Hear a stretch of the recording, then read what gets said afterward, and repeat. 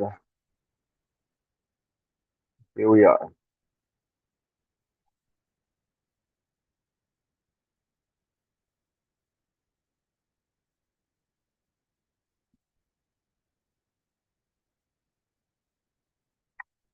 All All right, right, Grant, Grand Rising again, again, my fellow internal extraterrestrial. extraterrestrials. That's who we are. So we So we have a have a wonderful wonderful. panel for you guys today. As forementioned, our topic for today is revision. So let's keep that in mind. What is vision? Vision is not, as they tell us, something that you see with the naked eyes. That's more like sight. Vision is something within. All right.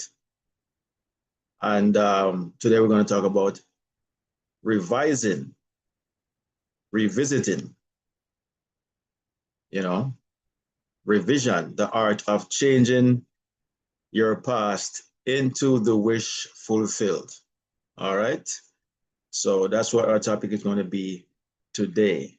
I'm Chris Taylor, one of your hosts, and with me, my partner in mind and in spirit, Sir Gregory Isaac Thomas, also known as Sir T. I just saw him. Looked like he got disconnected.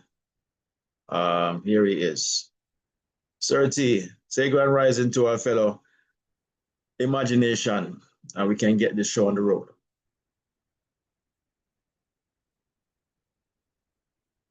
Sir T?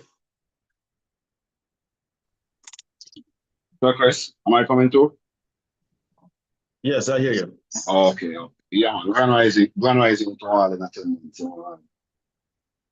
Wonderful sunny day. But at least we are at right here, you know. So there's a lot. There's a lot to be thankful for just in that, you know. And as you discussed, the topic that we're talking about this morning is revising the past. Revising the past. No, we would think that the past is gone, that yesterday is gone, and it is. The past is gone, you know, it's not gone behind you, never to be seen again. It has gone ahead of you to confront you in a different expression of itself in the future. This is why history keeps repeating itself. It's because the past is not gone, it does not recede into the past, never to be seen again. Rather, the past proceeds into what you call the future to confront you again at a later date to see how you're going to deal with it this time. This is why you can stay here in the present and revise the past for the future's sake. It would be stupid of you to go back to stay here in the present, go back into the past and revise the past, yet you leave it just the way you had experienced it before. It wouldn't benefit you to do that. You have to go back in the past and see the past the way it should have been in your estimation, the way you would have rather to experience it. So you have to go into the past and do that. And then when it confronts you again in the future, it will confront you in the new format, the edited format that you edited. When you see it again, if you can look back at the thing that hurt you most and look back at it with a smile, the next time you see that thing, it's gonna come to you as a friend, not as the enemy you hurt you the last time. Because you revised it. And you can only do that in the present. If you notice, you know, the only time that is real is the present tense. It doesn't mean that the past is gone, you know, it doesn't exist. The past still exists, but it's not existing in the sense of reality. It still exists as something that will hope again in the future. But because you can change it, it's not a reality, it's not concrete, cemented reality, because it's still the potter can still play with the clay. and format it into whatever vessel you will. So it's gone but not forgotten. Surface. Wow. Wonderfully articulated, Sir T. Great way to set the stage for what we are about to ingest psychologically and spiritually from this lesson of today. Revision, the art of changing the past into the wish fulfilled. The wish, remember we had a topic on that some months ago. We gave it an acronym. What I saw happened. That's the meaning of wish. So we're going to go back and see what should have happened. That's basically what we're going to be talking about in terms of revising. Revising is changing something into or editing something into what it should have been and not what it is at this moment. So very, very, man, what's the word? This is one of our most important lesson of all, because it is going to talk about something that has not been really understood or even think is possible, because we see life as a hardened fact and not something pliable. I'm here to tell you life is a pliable experience. It's not fixed as it appears to be. And in knowing the truth of that, this is how this makes sense, what we're going to be talking about today. How to revise something that has happened to create or recreate, in this sense, what should have happened. So very, very short audio lesson from Neville today. We're going to listen to it in its full amount of time, only about 5 minutes, and then we're going to come back to get a really, really good run at this, in discussing this interesting, amazing, importantly, revised possibility of the mind, in doing something that we don't think is possible. But we will after today, we will see how possible that is. So let's pull up this video, this audio from Neville Goddard. Where is it? Oh, here it is.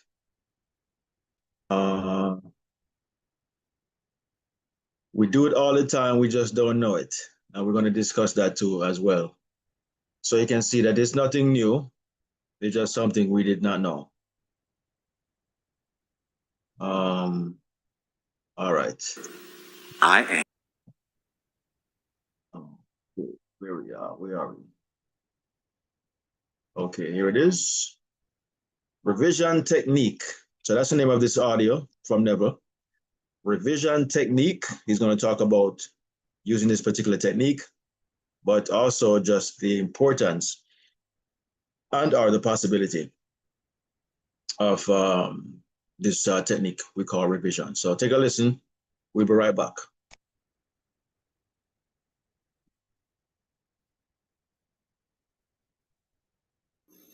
Nothing stands between man and the fulfillment of his dream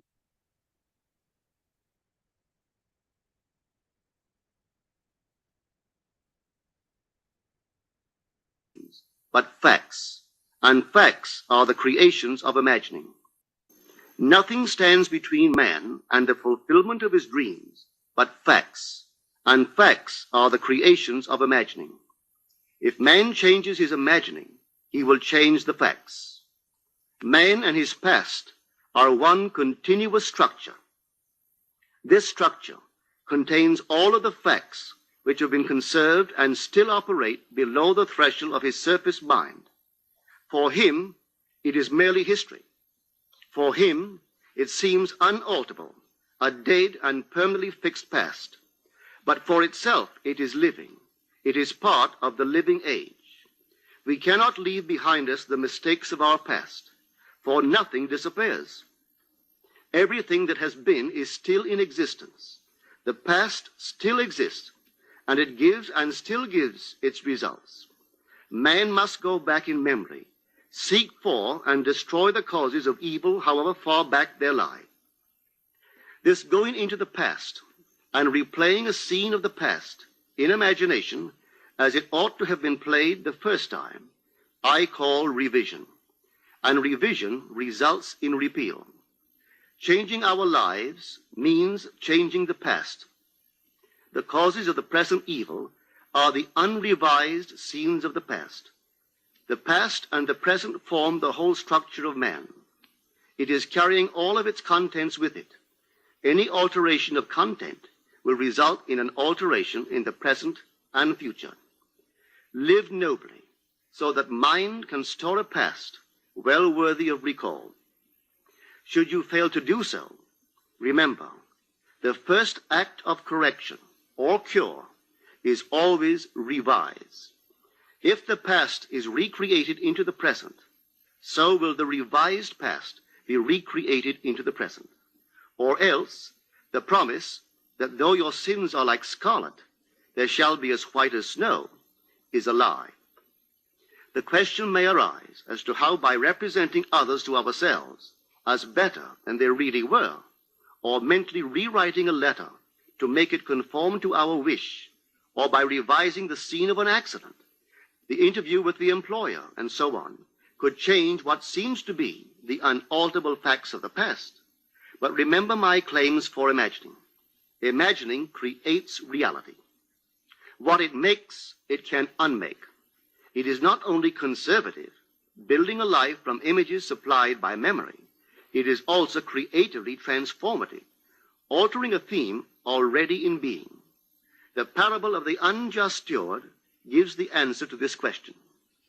We can alter our world by means of a certain illegal practice, by means of a falsification of the facts, that is, by means of a certain intentional alteration of that which we have experienced. And all this is done in one's own imagination. This is a form of falsehood which not only is not condemned, but is actually approved in the gospel teaching. By means of such a falsehood, a man destroys the causes of evil and acquires friends. And on the strength of this revision, proves, judging by the high praise the unjust steward received from his master, that he is deserving of confidence. Because imagining creates reality, we can carry revision to the extreme and revise a scene that would be otherwise unforgivable. We learn to distinguish between man, who is all imagination, from those states into which he may enter. An unjust steward, looking at another's distress, would represent the other to himself as he ought to be seen. Were he himself in need, he would, like the man on the cover of this record, enter his dream house in his imagination and imagine what he would see and how things would seem and how people would act after these things should be. Then in this state, he would fall asleep, feeling the way he would expect to feel under such circumstances. Would that all the Lord's people were unjust stewards, mentally falsifying the facts of life to deliver individuals forevermore. For the imaginal change goes forward until at length the altered pattern is realized on the heights of attainment. Our future is our imaginal activity in its creative march. Imagine better than the best you know.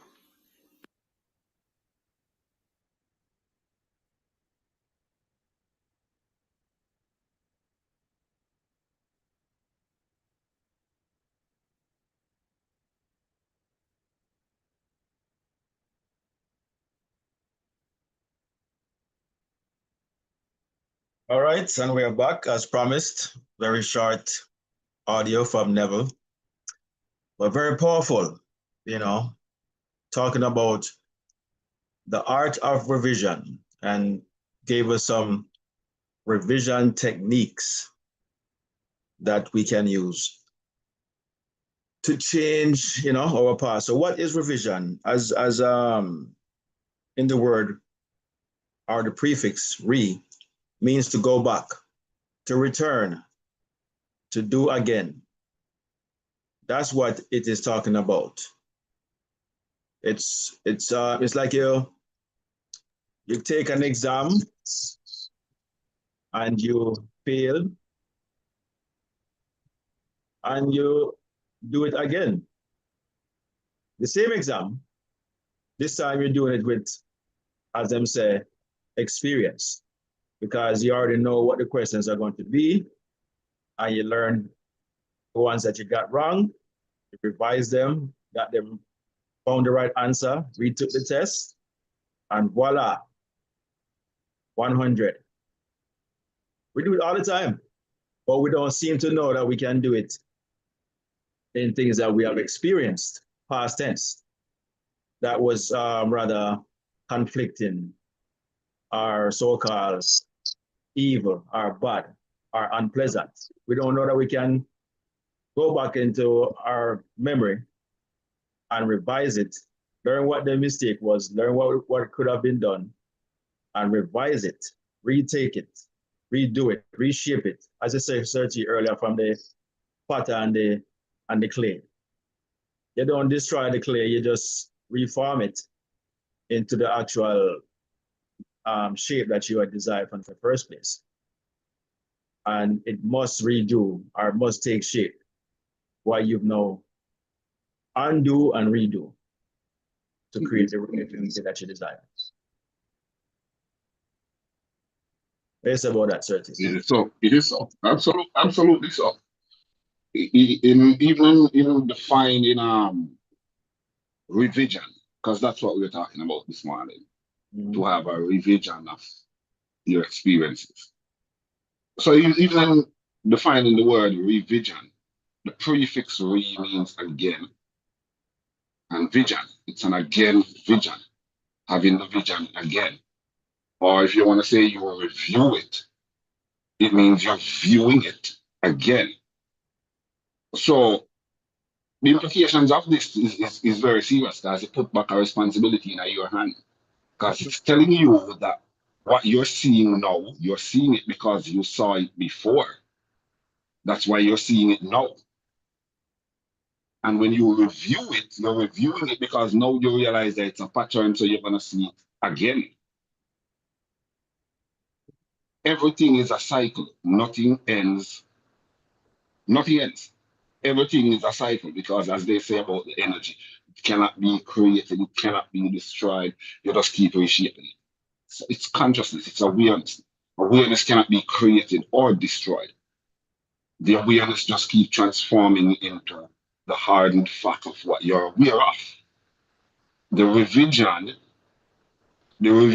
is just preparing you for the hardened fact of what you viewed, and now you have reviewed it. So next time you see it again, you're gonna see it. You ever hear them say what you see is what you get? Yes. What you're getting is what you saw. What you're getting now is what you saw in the past. So what you see now is what you will get in the future. Because seeing begets getting. Getting is the offspring of seeing. You see first and then you get, because what you see is what you get. So the seeing takes place first, and then the getting is the hardened fact of the tangible thing in your experience. That comes after you already see it, you already viewed it. You already viewed it, and now you are seeing it. And I would advise you, if you see it and you don't like it, then review it, so that the next time you see it, you like it. So that's what it's all about. The vision, the revision is to have a revision, have a different vision. So that's all you're here doing throughout your whole life. The problem that we've been running into is you see something in your life, it appears, you get it, you get something in your life, you don't like it, and you start cursing it. You start cursing it. So you see it as a curse thing. So the next time it shows up, what you think it's going to show up as? Certainly, you Yes, just sir. said important right there. Just want to don't want to go past that. You say when you look at your memory, a bad memory, a bad experience, and you curse it, you know what you're really doing right there is still revising it, you know.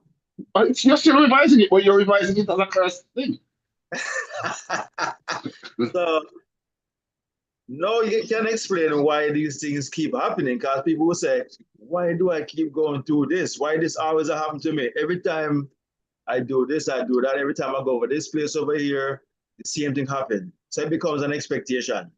Yes.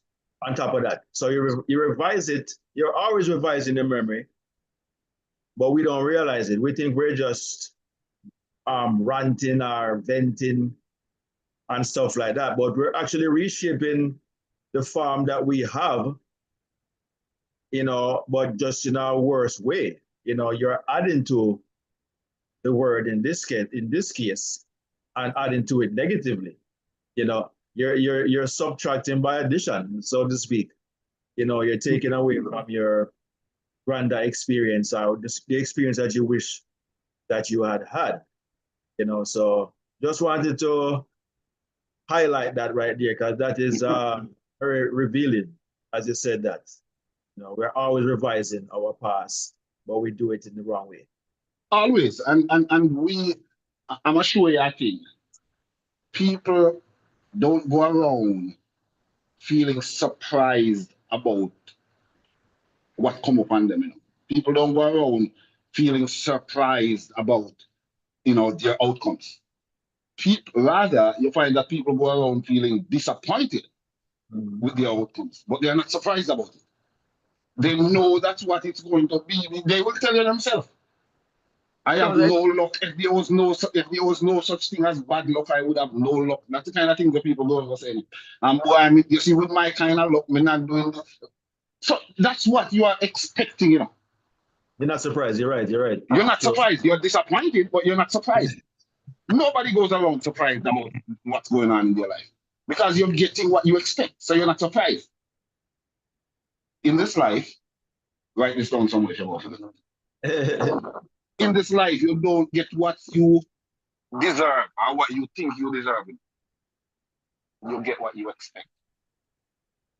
I'll say it again. You don't get what you deserve or what you think you deserve. You get what you expect. And the only way to change your expectation about something is within. Because expectation is not an outer activity. Nobody knows what you expect except you. It's an inner thing. Expectation is an inside job. So to change the outcomes, you have to change the expectation. What do you expect? You know why the A student get an A all the time and the C student is puzzled about it? The A student get an A every time because that's what he expects. Yeah. That's what he expects. And because that's why I expect him put himself in a position to meet that expectation at all times, because that's what I expect. Yeah. Love, we touch on that, Serti. In the future on Mind Chat, we're going to do a topic on that. Inspect what you expect. Inspect for yourself, yeah. Trust so me. you have to first internalize it first. And it becomes the mirror effect, the reflection or expect the outward appearance of the our vision. You understand? So yeah, man. Perfectly aligned right there. As Sir Clifford there look like he wants to say something. Sir Clifford, Good day, everyone. Always a pleasure meeting with you all. The one point I wanted to say is self-talk is the most important talk. Most people talk to themselves in a negative way, and that's just a habit that they develop, and that's what they continue on. People are always surprised about how I maintain a positive attitude because it's a choice. I was listening to somebody just yesterday, and they said the first 10, maybe 12 minutes is just the reflex of a reaction that happens. After that, it's your choice to stay in that emotion. Whether it's sadness, whether it's disappointment, or whether it's whatever, it's that first 10 minutes, you can't help it. Your body's going to be the way the body's at. It just is right there. But every second after that, you're choosing to stay in that energy. You're choosing to relive that negative thing. In my life, I accept what happens because 80% of what goes on, out of my control. Nothing I can do. The person that cut me off, the tire blowing, the things in life, no control of it. But that 20%, I have complete control in, and that is reaction. How am I going to react to that thing that happened? Am I going to let it mess up the rest of my day by reliving it? Am I going to take it and turn it into something else? What am I going to do with that? What is my reaction? And then people also always say, well, this person did this to me. And I respond with, well, are you a dog on a leash? Are you going to jump just because they said jump? What is your reaction? You're in control. So because they do this, you do that, you're just an animal. But when you have a choice and you actively make that choice, you change the outcome and you change their reaction because they're expecting you to do a particular thing. And when you don't, you upset them. It's not what they expected the way they expected it to go. So take control, take your power back, be intentional in all that you do, make the decision to control your reaction. And after the reflex, after that first 10 minutes, you have the choice to be outstanding, to be miserable, to be whatever it is. And even when you ask alone, how's your day going? Fine. And then I tell them, they respond, how's your day? My day's outstanding. They're like, whoa, I wish I was like that. You can be, because you're just choosing to be fine. You're just choosing to be okay. You're just choosing to be miserable. I choose to be outstanding because why else would I be anything other than that? So that's all I wanted to say. Self-talk's the most important talk. Oh man. Well, Clifford, that was powerful. Articulated. Yeah, man, that was powerful, awesome. right? And I mean, yeah, man, but I want to show you, I think the first thing he said at the end of his statement, he repeated it again. Self-talk is the most important talk. Most important talk. You hear my people, if you don't get nothing else out of what Brother Clifford just said, and I mean, he said a whole lot. But that thing, self-talk is the most important talk. So the talk where you have with, if you are a God believer who talk with God through a thing in prayer, not even that is as important as the talk where you have with yourself. Not even that is as important as the talk that you have with yourself. Mm-hmm. It is what you say. It's not what you say about yourself that has the greatest impact. People go around and represent themselves to people to be all kind of this and that, and they speak highly of themselves. It's not what you say about yourself that is important. It's what you say to yourself. And I want to add this. When you think of the story of Job, he's going through everything. He still has his wife, but his children's died. He has boils, his animals die and everything. And he's having that conversation with God. First thing God tells him is, gird up your loins. Stand up, be a man, suck it up. Come and talk to me. You know? And that's the way we have to talk to ourselves. Suck it up, stand up, be a man. And I even say that to women because feminine energy isn't the same energy. You know? So when it's being that overcoming, being that stoic individual, I don't care what happened to me, I'm in control of my emotions, that's man talk. That's the masculine energy. So be a man. Control, whatever happened, that part's out of your control, but now the part that's in your control is a man taking over, that masculine energy taking over and putting it on the path that it needs to be, or identifying the solution, or whatever thing needs to happen next. So even to the woman, you say, be a man about it. Absolutely. Because women are emotional. Yes. And they're sensitive. And if they're sitting in that emotion of sensitivity or whatever, they start crying, they break down, they lose focus, things fall apart. So they have to tap into that masculine energy. No, what do I need to do? What is my solution? How do I move forward? Push emotions to the side. I have a goal, an outcome, or something that needs to be done. That's masculine energy. Yeah. So be a man about it. Understood. I like that. I like that That mention right there, Clifford. That's important to know. Very important. I do my best. Yes, sir, T. I really like this topic, that we're doing. I mean, it's as I say, it's going to be one of our most important lesson yet, because it's not something that we believe is possible or understand, because we think that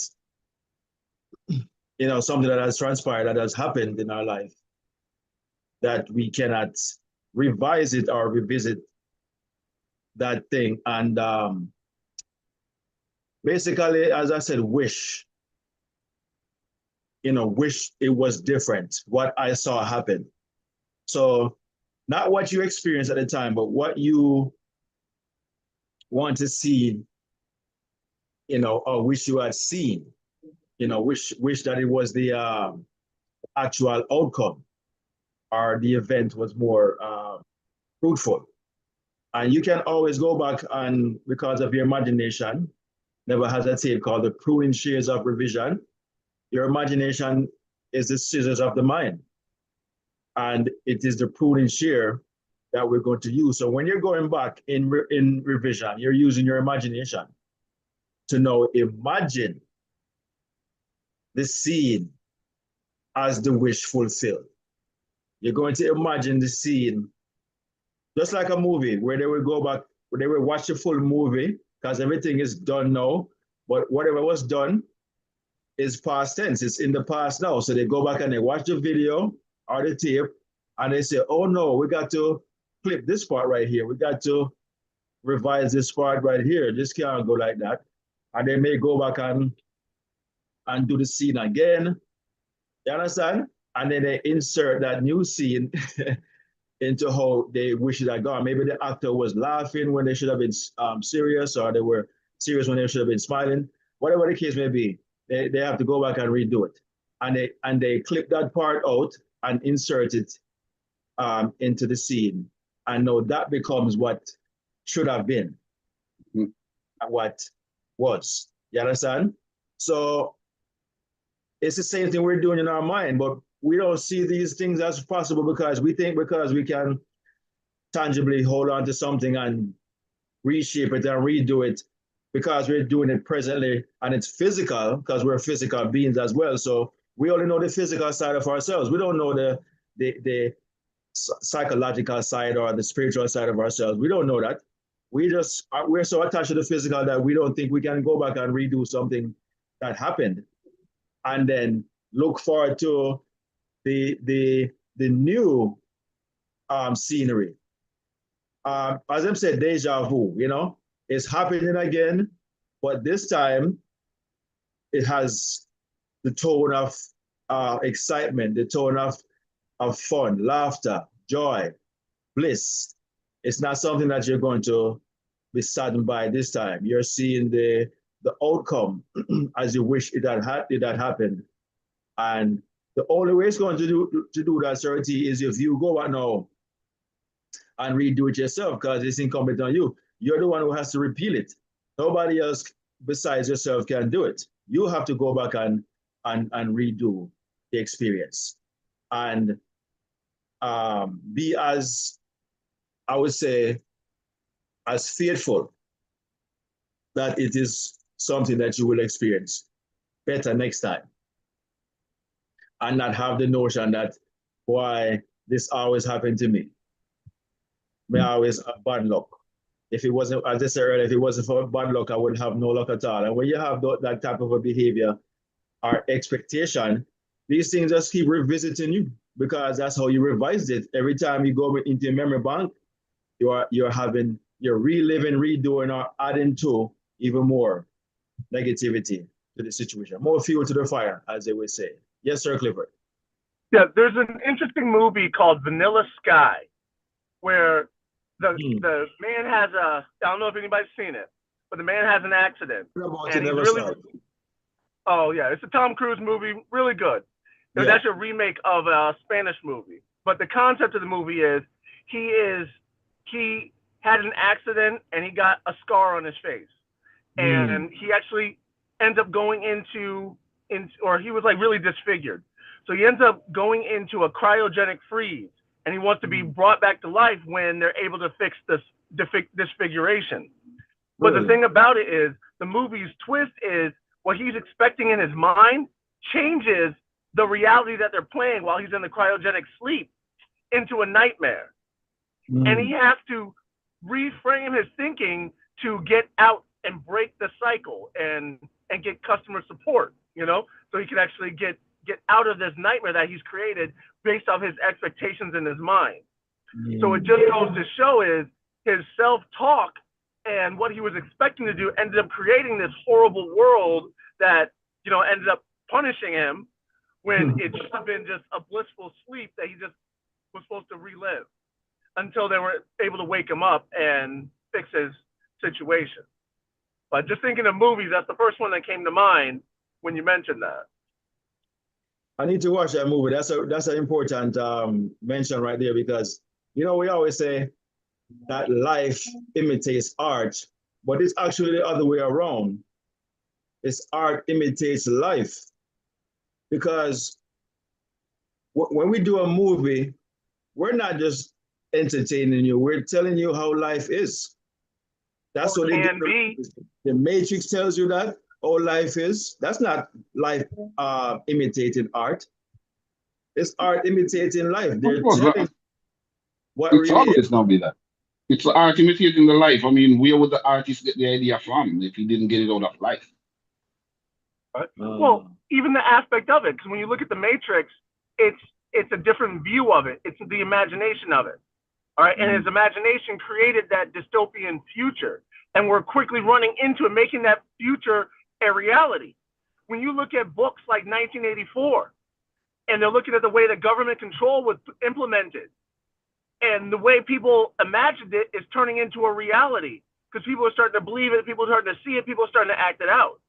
So it is that imagination that's becoming a reality because people saw the image of it. And that made it more real than just the picture of it. And as you know, they're making plans to make it a reality because that's how everything starts. And as you all have noted time and time again, you see it in your mind before you see it in reality. And when people start seeing this control grid and then that twist on it, how everybody's just a battery for the system, and that's what the Matrix really did. So now everybody's just plugged into the system and they're the ones that are creating it and charging it and making it come to the way it is. All right. So we're all just a part of that. And that analogy of it becomes more apparent. The thing that's really crazy about all that, when you really break it down, whether it's the Matrix, whether it's Hunger Games, or what was the other one? Well, whatever these rebellion movies, people will identify with that character in the movie, fighting the system, breaking the chain, overcoming. But in reality, they play along to get along. They accept the boot that's on their face. They let themselves be pushed down, and they don't fight back. And a lot of people will say that that's the way that the system itself gets rid of that angst and that energy that people have to fight back, is by giving them movies. And when they live it in their imagination, it's almost like living it in real life. And it takes away that they feel like they've done something or they can't do something, and they don't do anything in reality to make the outcome that they truly want. It's a matter of empowerment or disempowerment. Yeah. Like I mentioned, Sir Clifford, you know, you're right. And this is why, you know, to your point, when people read the book of Revelation, and we go back, and it's now a memory, you know, we've read it before, so now it's a memory. And then we go back and we look at it again, and we start having our opinions on what it means.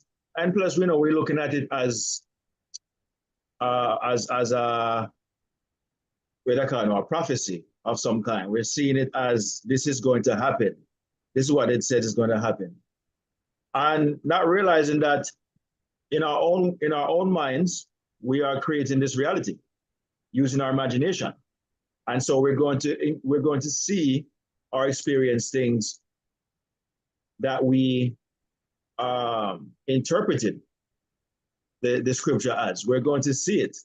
The expectation is going to show up because you expected this to happen based on what you understood, not realizing that even if it did not mean that in reality, even if it did not mean that in the scripture, your imagination is so impartial, it doesn't care what you thought the reality was. It's going to present that specific reality to you. You will experience that reality because you are that's some perception is reality.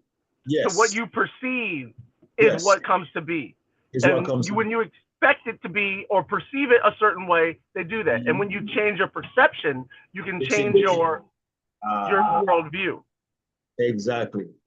So, so everything we're experiencing in the world, seeing going on and stuff like that, these are just all what people perceived, past tense, at some point, that will happen or is to come. And when it comes, they're so happy to tell you, I told you so, because in their own mind, that's what they expected. And so even if someone else does not even see it as that, it might be something random to another person because that's not what they were expecting. But yet still somebody else expected it and they're seeing it. So you see the difference? One person see it as just life, random. And the other person say, I told you so. That's what I expected because that's what they internalize. And all of this is a vision of some kind that you have imagined in your own mind.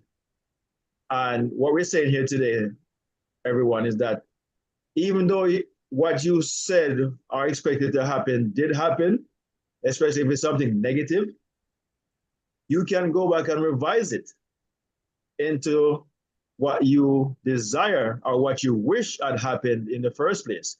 Because it's never going to be something that, even though you expected it and it's negative, it's not something that you want to hold on to or experience certainty. It's not something that you want to keep experiencing. It's just that you have this program within you to expect the worst. As in, let's say, hope for the best.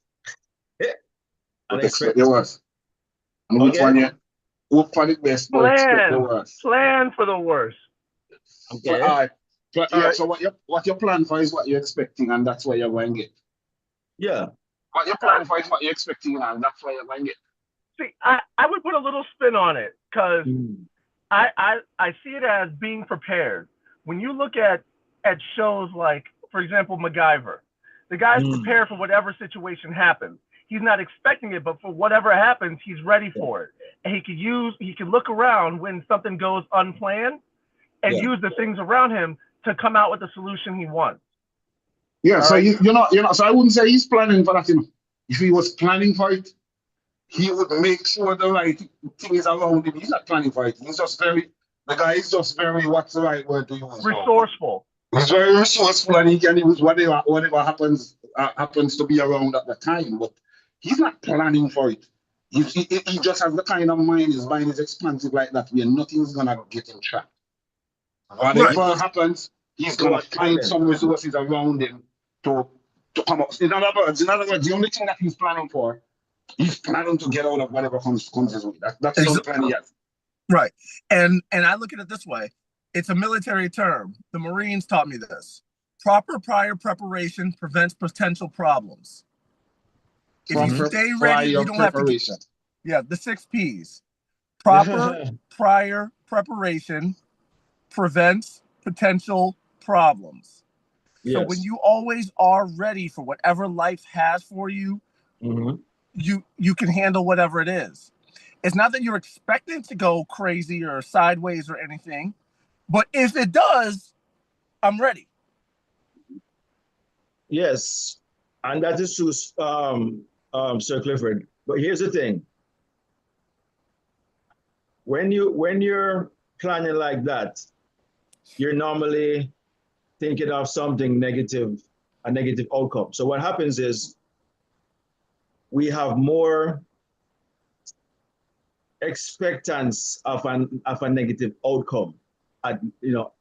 Most of the time, we're always like something negative is going to happen, so let me prepare for this. Something like this is going to happen. So you're only proficient or efficient in preparing for the bad. What about preparing for the good? What about getting proficient at that? So, Chris, that's why MacGyver always find himself in our people, man. Because he plan to get out of one, so he has to find himself in one. That's right. Yeah. All right. Life imitating art. Because art imitating life, because he's showing you that, hey, this is life. If you have that type of a perception, you will find yourself continually running into problems in which you have to get yourself out of. So what we're saying is revise that thinking that we've always been taught or that we've had programmed into our subconscious. Revise that. We understand that life is what it is in terms of when you think or perceive is what you're going to get. Thereby, and therefore, it's not something that is random. It's still something that you did, that you have caused. It's random because you don't remember or you weren't expecting it at that time.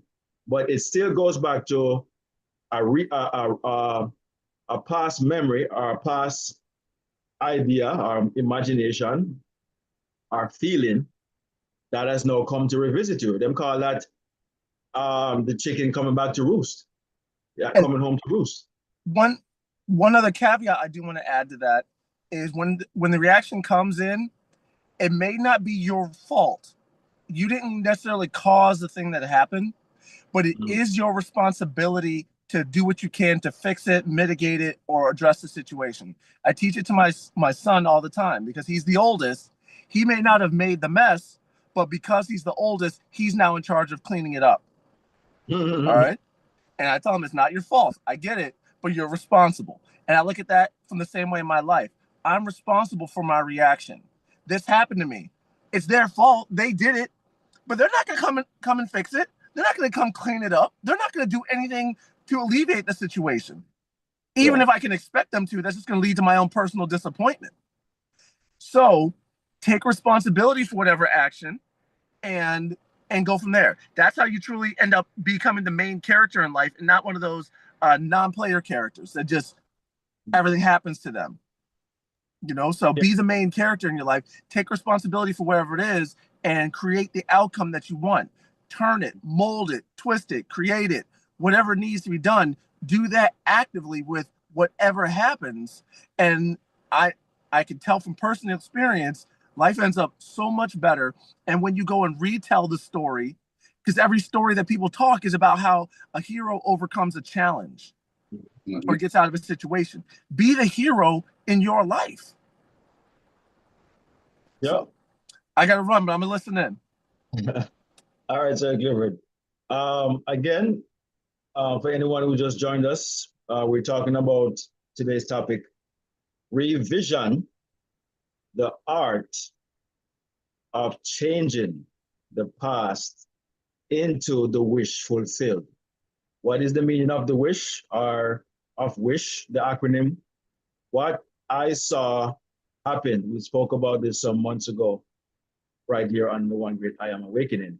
What I saw, past tense. So you're going back to what had happened, what transpired, and you're looking at the situation or perceiving it differently in the present moment. You're presently reviewing,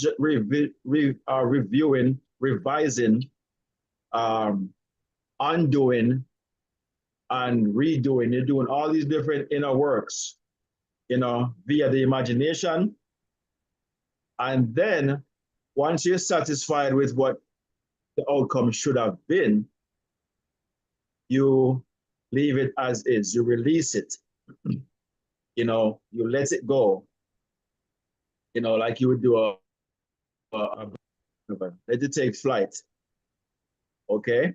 Because it must come back down and confront you again. That bird must take flight, then come back and land on the ground again.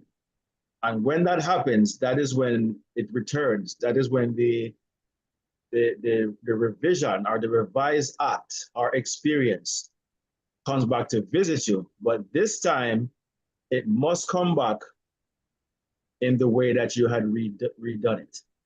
Okay? The way that you reviewed it. It's not going to come back as the old thing again because you are done away with that. It's no longer your expectation. We always relive the things we expect, as Serti alluded to earlier, that when I'm saying you don't get what you deserve, we may believe we deserve a certain thing, but you get what you expect. And so we feel like we deserve better, but our expectation or the feeling of a particular expectation is far greater than what we think we deserve. That's right, Serti? 100%. 100%. It's again, it's the expectation. When a woman pregnant, what the term with them used to use on Jamaica? So she expect baby. She's expecting, yeah. Okay. And what she get?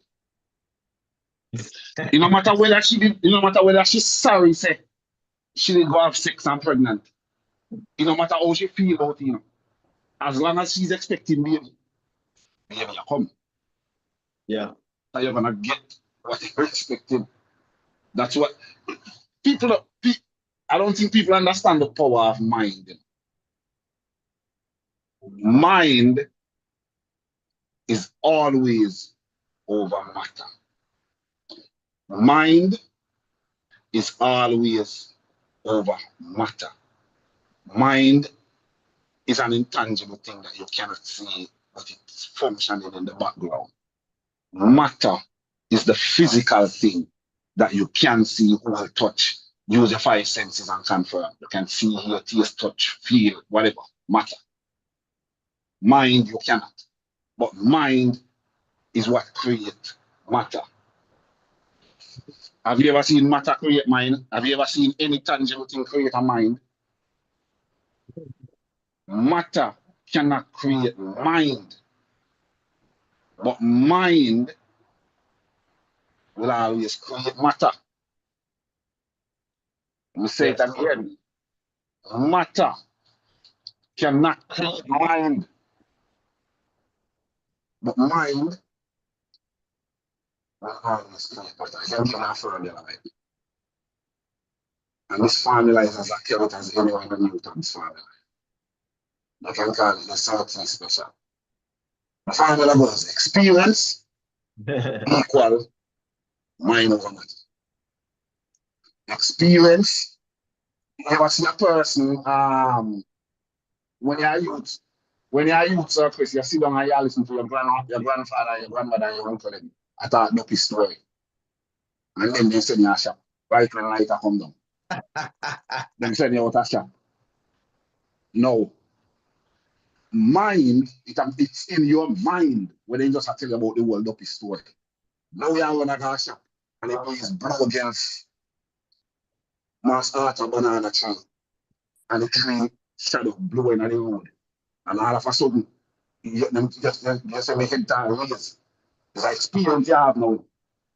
The experience that you're having is equal to what's in your mind over the matter, the physical thing where you just said, the banana leaf blow the shadow in the road. So the experience is equal to the mind over the matter. It's the mind that's acting upon the matter that's giving you the experience. And the experience is so real that your head starts raise, you feel your head definitely. When you say your head starts raise, how you think that? It's all anatomy and physiology. Yeah. When your head starts raise, and your blood pressure gets high because now you are afraid, you panic. You're in flight or flight mode, so your blood pressure raises, the blood volume increases, that is running up to your brain, and your head feels bigger than it really is. That's all. That's just like this. I don't know. Dumpy down. We do that. Experience equal mind over matter. Keep in mind that matter can never create mind. Mind is that self-existing thing that has always been, shall always be, can never disappear. It was not created and destroyed. Mind is that constant, unformed energy that you can form into whatever. It is just that raw, naked energy, that raw, naked consciousness, that raw, naked awareness. That's what mind is. And that mind goes forth and create matter based on what information is sent to that mind. That's what things come about. So therefore, it becomes clear to us that everything that you see, that you consider to be matter, it could be the sun, it could be the moon, the stars, the planet, the whatever. Everything that you see that you consider to be matter, it was created by mind. It was created by mind, came into being by mind. And mind is that constant that there was never a time when mind did not exist. And there will never be a time when mind does not exist. Mind is all, consciousness is all. That's what that 11 as we said at circus. Yeah, man. Thank you for that, Sir T. Wonderfully articulated there. I see Sir Marlon there in a place. Mr. Awakening. What you Yes, say? sir, Chris. Yes, sir, Chris. Sir T and the crew. Blessed love. Blessed love. Yeah, man, I'm listening, man. I'm listening and I enjoy the program, you know. So Uh, like your work today. but they are road, you know, man. I'm there home on the weekend, yeah, man. Okay. I do a 34 reset out on the road and stuff. I do some laundry and I listen to you guys. Okay, yeah, you sound relaxed, you know. So No, I'm gonna relax like how I'm normally relax. I run back and forth from the hotel room to the laundry, the laundry downstairs. So no, man, listen one and everything when I hit pan. I will talk about MacGyver and thing. I mean, really and truly, you know what I mean? Why I say a movie like a show like that is good for people to watch. It's not a matter of the entertainment part of it, but seeing how resourceful one can be if you just stop and think. yeah. Use your mind. Yeah, man, use your mind, man. It's my deal because necessity becomes um the forefront. And when necessity come up, what do we find after that? Creation. Because we start think. Yeah. Understand? Remember, you know, I build them I just make because man say, boy, let's make a pretty thing. The below have a necessity. Yeah. You see me I did? So Mhm. it's good that people can look at those things. Can look at those things and put themselves in place of it. Yeah. You see me I did and then apply same skills and learn how to think. Sometimes a lot of people don't know how to think because why am I say that? Um some people as soon as them start think and say I look at solution Mm-hmm. and some arising and look for a solution. If you look one way and uh you meet a boulder, you meet a obstacle.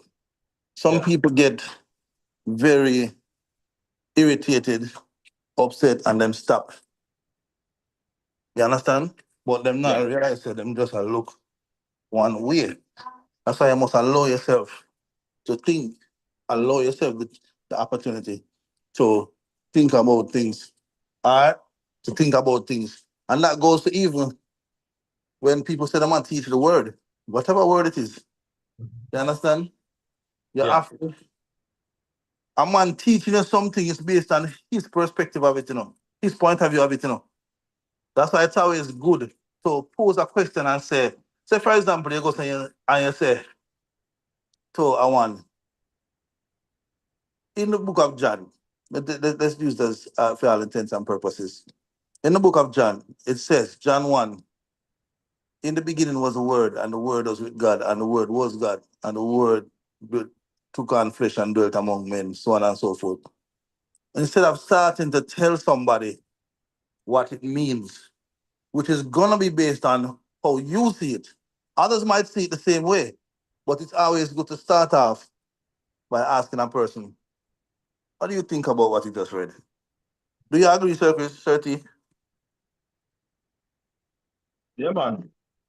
I But them like that. formulate them own perspective, them own point of view by what they hear, because they think about it. Yeah. You dig what I say? So Oh. instead of you already start push a narrative on them, and if your thing sounds stronger, them not gonna want to think about it. Them are gonna just lean to where you say because them think you're an authority on the thing, and you could have run like bang. You see me, I did so. Yeah, man. I that right there, so. All right. But yeah, man, back to you. Thank you for the input, Sir Marlon. You know, as listening to you, you know, I'm realizing more and more that, as you mentioned, MacGyver say find himself in a situation which means that it already transpired, it already happened. He's living in he's presently experiencing something that has happened. It's an experience. And now he has these thoughts or ideas on how to remedy it. From the word probably remediate, you know, doing something again to make it better. So he comes up with a remedy, and the remedy is revision, because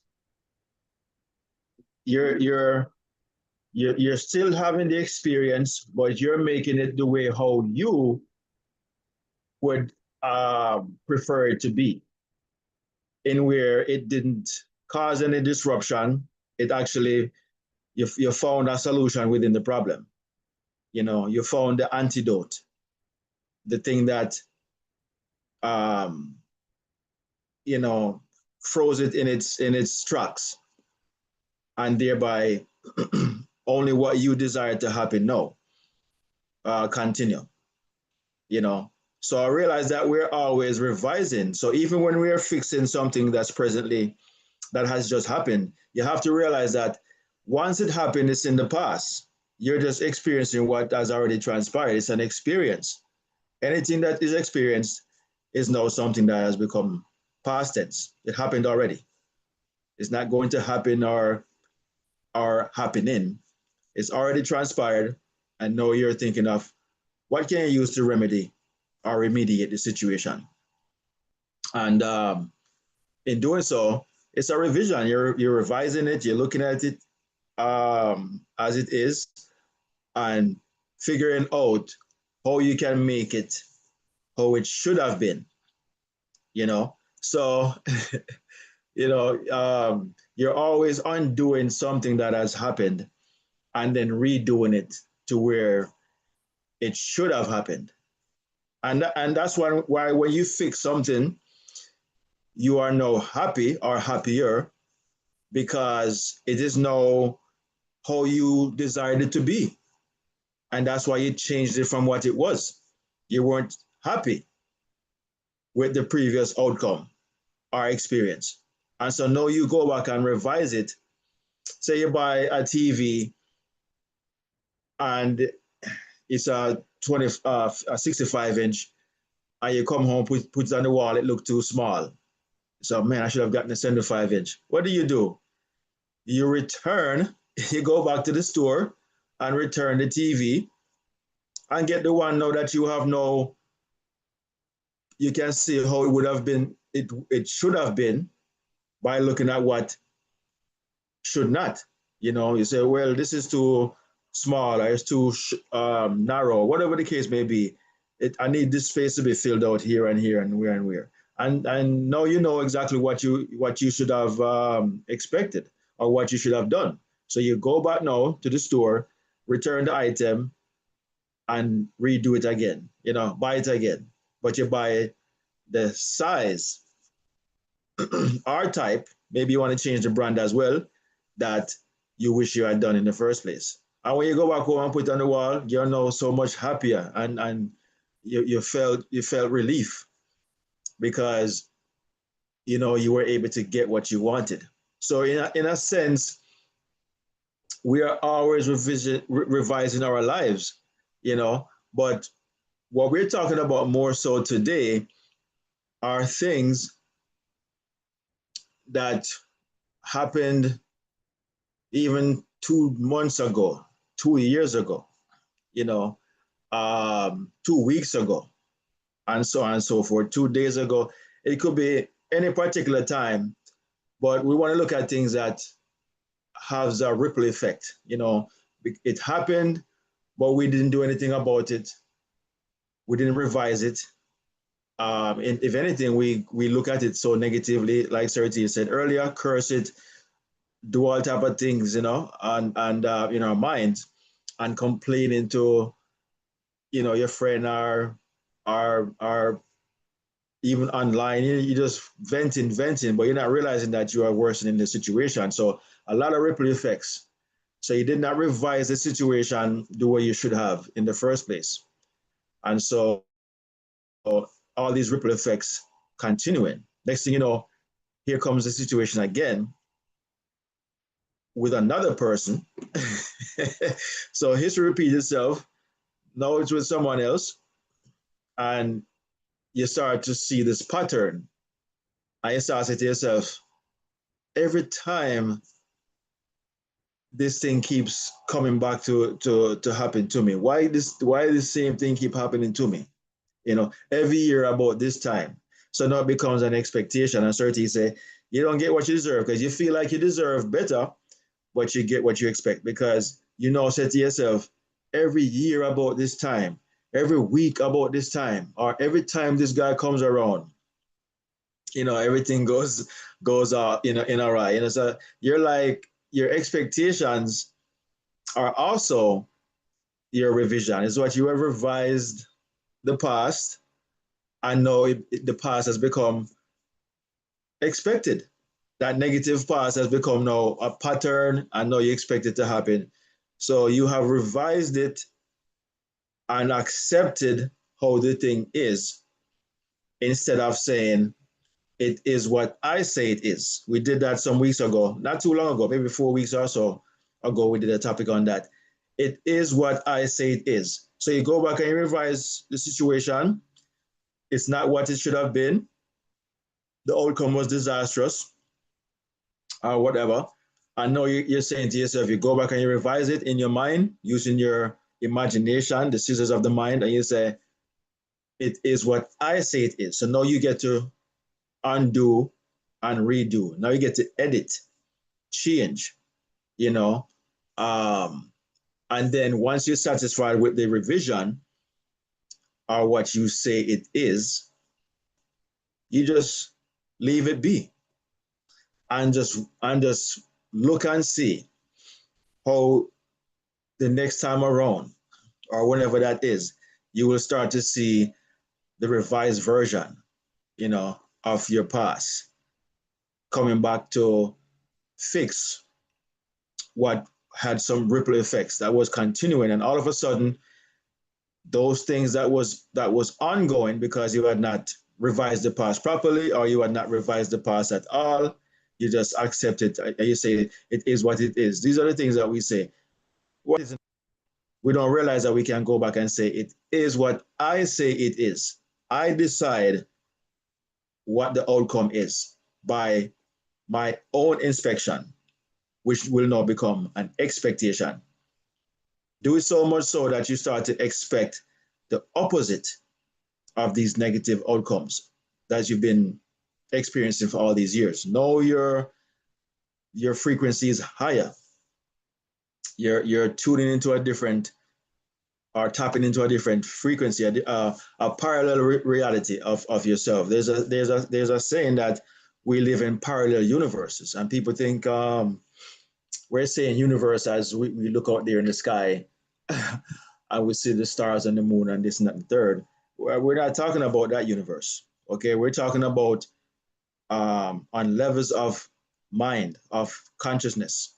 Okay, that universe. We have different aspects of our reality that exist, that we are not necessarily creating them, We are just ordering them. So, okay, we want that reality instead of the one we have now, or the one that we had experienced. That's the reality we want. So we have parallel universe or parallel reality that we can order or internalize, and it becomes our reality. Go ahead, Serti. Yeah, yes, sir, Chris. As it relates to parallel universes, when I heard that term, it's a term that I kind of became acquainted with later in life. But I've never reviewed it to see what is the literary meaning that was given to it. But my understanding of it is Well, on the based on. Serti, yeah, your audio sound too good, you know. I don't know if I your headset or what.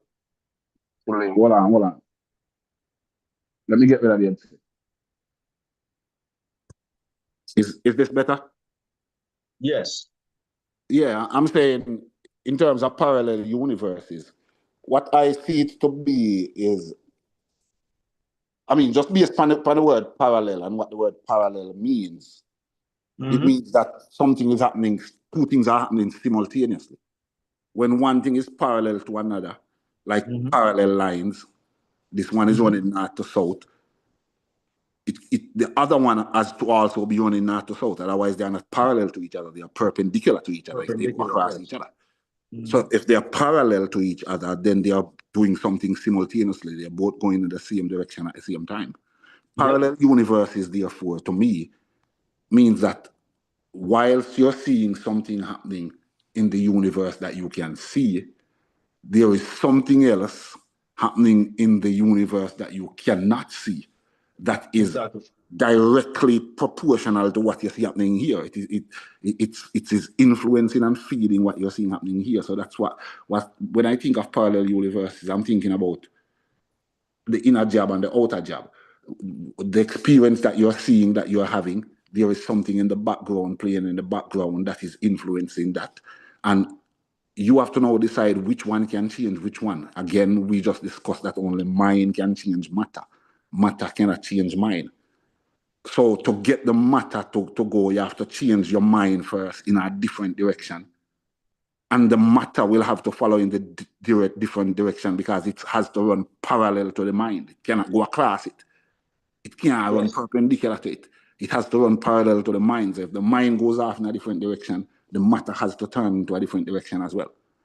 So that's where, you have total monopoly because only you alone can direct your mind. Your mother cannot do it for you. Your twin sister, your identical twin sister cannot do it for you. So it's a thing where, we just have to know that there are parallel universes in operation, one on the inside, one on the outside, but only the inside one can change the outside one. The outside one cannot change on its own, neither can it change the inside one. The outside one is simply an echo of the sound that was given off by the inside one. That's how I see them two universes. Yes, thank you, Serti. That's another way to interpret or analyze that statement of we live in parallel universe. And that is the truest form of it in terms of how we experience life. We have an inside and an outside. We have a unseen and seen. And they're parallel. Same thing that's going on within. The same thing that's going on. Yes, I have a question. So, okay. We're talking about parallel universes, parallel. Let's talk about how do we view infinite possibilities? I don't think we're digressing too much because I'm listening to Serti talking. So when we sit and we think about parallel universes, is it based on the same thing happening, what you're doing right now, and everything having to do with you in happening? How does it actually run parallel? Is it at a different vibration, a different frequency, or could it be about the different possible? Okay, I don't want to be too vague. All right, infinite possibilities. Is it that when you sit and think about, say you think about something that you're about to do and you work it out in your head. Like for example, you say, I'm gonna get up 6 this morning and I'm gonna do some laundry. After that, I'm gonna run to the hardware store, get the thing I needed for the bathroom, come back home and put it on. And you plan that ahead of you getting up and doing anything at all. No. Could it be that you think about that, right? But then you think again and you say, but why don't I just get up and go straight to get the part, get it done so I can just be at home and get everything done right away? Follow me now. Do you think that following those, if you were able to watch the lines of travel of those two different thoughts, Yeah. do you think that it would end up with different outcomes in terms of you might run into somebody, Yes. Yeah, it's a run a different outcome. The minute you change your mind, your mind going in a different direction, the outcome, the possible outcome start going in a different direction as well. All right, there you go. That's what I look for. The possible Can you see outcome the start same going in way? a different direction. Yeah. You might run into somebody where if you did follow the other one, so that delay the time and you're that person that miss each other. You know what I mean? Correct. Because we've seen that happen before. And this is why scripture would say a double-minded man is unstable in not some, but all his ways. Let not that man even think that he can receive anything from the Lord being the omnipotent, all-knowing, all-providing one. It cannot give you what you are trying to find because it doesn't know what you're trying to find. You're sending mixed signals. It would be like you look at a woman and you come out and you talk to her. If she texts you respond, you talk to her frequently, and then by next week she starts texting you, you take a day for your answer. Right. The Lord can't give that no matter what you want her. You now get her, brother. Mixed signals. Double-minded. Yeah. It's a focus. You have to be focused for your thing. You have to zero in on something enough for the subconscious mind to accept it that, oh, it's sending me the signal often enough, frequent enough. It's now and that it put you on a different vibration, on a different frequency because you're tuned in. It would be like when you're tuned into a radio station, you'll get near to it, it sound distorted. The radio station don't know if you want to be there or it doesn't want to be there. So it starts sending you back like a signal to say, yeah, you can kind of hear me, but it sound distorted. Is this what you want? Zero in a little bit more. You have to be in alignment because the station is already aligned, It's already set. It's incumbent upon you, though, to align with the broadcast, and then you will get it. Got you. Yeah, Sir Clifford, what you say? What I was going to say is parallel universes go with frequency and vibration because they're the same thing. All right? So when you're talking about things parallel to one another, they have to be at a different vibration to interact, or at the same vibration to interact. So when you actually shift the vibration, you shift the frequency, and you change into that. The key thing about it is when you look at the possibility of a parallel universe, you get a different outcome in one universe over another. But if that would happen based off of every decision that somebody makes, there would be infinite number of parallel universes, infinite amount of time, and it just kind of whole thing breaks down. There's just too many things happening at once. So if in my unscientific, just theoretical point of view, in my opinion, it has to do with a definite purpose or a specific outcome. There has to be enough energy and focus at one point to create a split that's going to make something parallel to something else. If you choose to put on the right shoe instead of the left shoe, isn't enough definite purpose to make a decision or cause a split in a different reality. But when you have a definite purpose, when you're making a major decision that you've actually put a lot of mental energy into, that in essence could be a bridge moment where things are different in life. So, it's like somebody passing away can create, in my in my understanding, a parallel universe. You know, somebody that you meet that puts your life on a whole different track. Your decision to work with them and move forward with them creates a whole parallel universe. So those particular actions that we do have the particular outcome that's going to create something parallel to something not. But the thing to focus on is whatever parallel universe happens, you don't interact with that. You interact with the one where your consciousness is. And that consciousness is dependent on a definite purpose. When you read the book As a Man Thinketh by Napoleon Hill, the key thing that it focuses on is definite purpose, definite outcome, a vision that you see clearly and that you put yourself into when you make your actions to follow that. That's what actually determines the outcome of your life. So I wouldn't focus so much on a parallel universe of what could have happened when this happened. Make your definite decision on what you want to happen and make all of your actions follow down that course of action to make that a reality. And then you're not so concerned about what could have happened in whatever parallel universe may or may not have occurred. Yeah, so here's what we're saying. So I hear what you're saying, Sir Clifford. So here's why I brought up the parallel universe, what we're saying.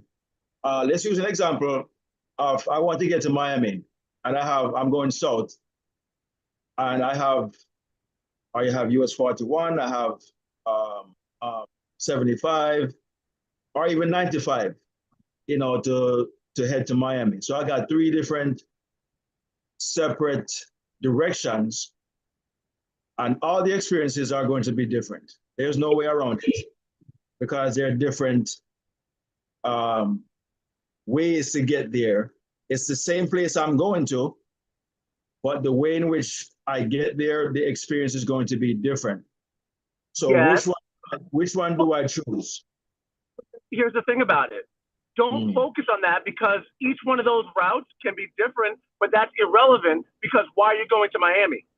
That reason, being in Miami, seeing yourself in Miami, as Neville Goddard said, with his way to the Bahamas. It doesn't matter, well, it did in his case. He said he was going first class. But he wasn't putting his energy on how he got the first class ticket or how he got there. He focused on being in the Bahamas. And that's the definite outcome that needs to be focused on, not so much how it happens. Because as you all have noted on many other times, if you focus on overthinking of how is this going to be, you end up shifting the actual outcome. Because then your definite purpose is how you got there, not the actual outcome. Does that make sense? Yes. I tend to see what Clifford is saying. He's right. Which if you get to Miami, if you go via 95 or via 75 or via another route, 41, the experience is going to be different, but the end result is you get where you saw yourself. You saw yourself in Miami. And what might put you on 75 is if you see yourself in Miami, yes, but there is a subconscious program running in your mind that says, boy, every time I go to Miami, I always get stuck in a traffic on 75. You're still going to get to Miami, but now you're going to have to face the traffic on 75. While if you weren't thinking that way, you would still get to Miami, but you would have taken an easier route, which probably, let's say, would be 41, and you would get so you still get there in the end, but how you get there is still also a program that's running in the back, because the subconscious mind is going to choose the way that seems most natural to you. So when it gets there, it's going to feel very natural, but you're going to get there. Now, also keep in mind, you said last week how you had a thing where you would put your left shoe on first or your right shoe. You're putting too much focus and energy on putting on your shoes. Focus on what you're going to do after your shoes are on. What is the goal you're going for that day? Not so much the reality. Do what comes natural. If it's the left shoe, great. If it's the right shoe, great. Whatever. I have something I need to get done. And focus on the thing to get done, not so much how you got there. It's going to be a different experience. Well, I put my left shoe on, so I did this. I did my right shoe on, so I did that. Which can be a thing, but your expectation of when you're thinking superstitiously, I didn't put my left shoe on first. Oh my gosh, this might happen, that might happen. Your expectation starts to change because you're focusing on the wrong thing. Focus on the destination. Focus on the destination.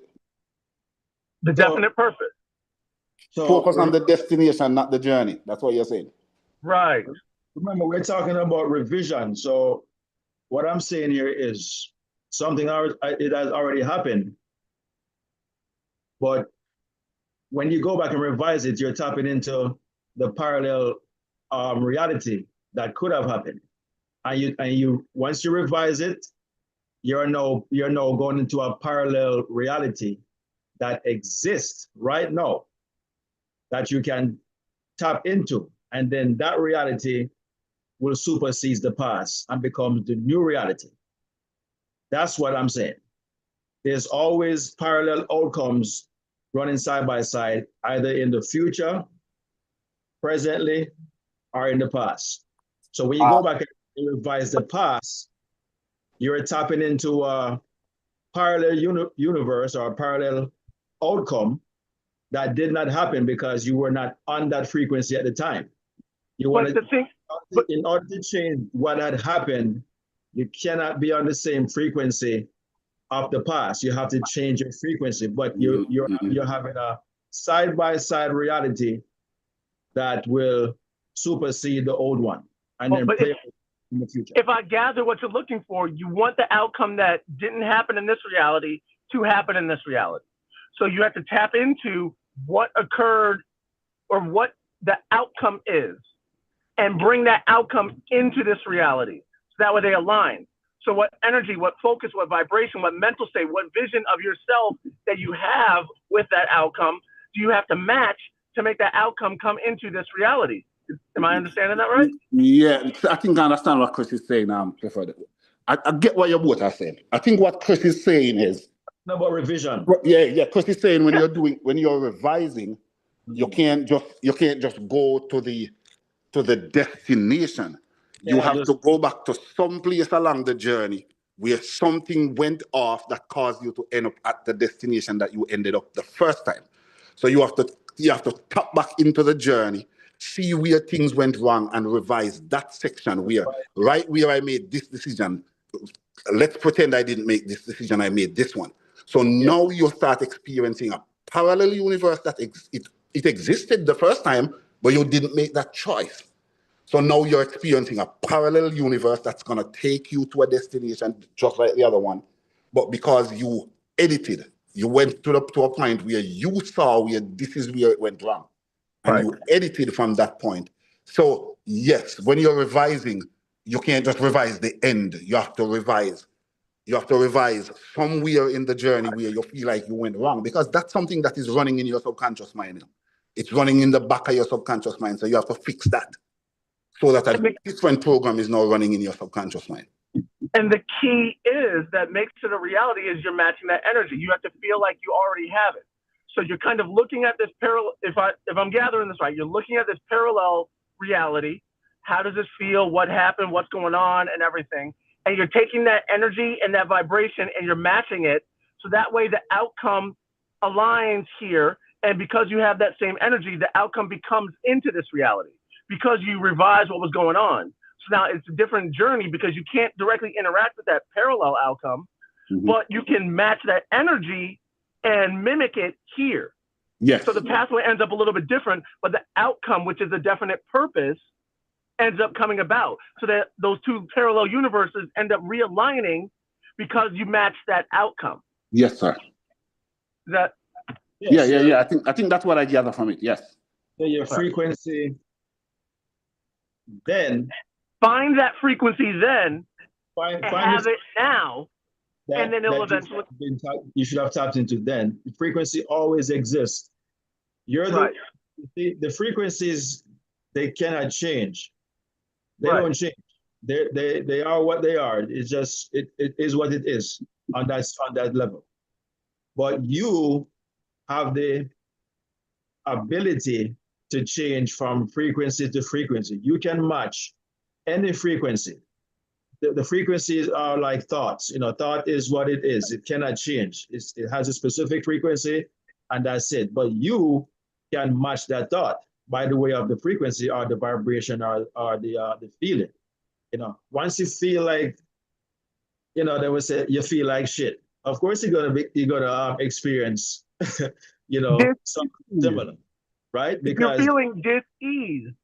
yes, so you're going to experience that because you have it. That frequency cannot change, but once you match it, just like a radio signal, once you turn the dial, you're tapping into something that already is, and it never changes. Every day is still 105.5, as so long as you're in the vicinity where you can pick up the frequency. So it's the same thing with your thoughts and your experiences. You can go back and now use your frequency, your inner mind, your imagination, and match the frequency or the thoughts that you wish you had had at that time. You understand? So that because you're always living out your past imagination. Life is just an unfolding of what you've done in the past. So we're always living the past. No, presently living what we had thought about, felt up. Old news. Yeah, man. Where's the certain?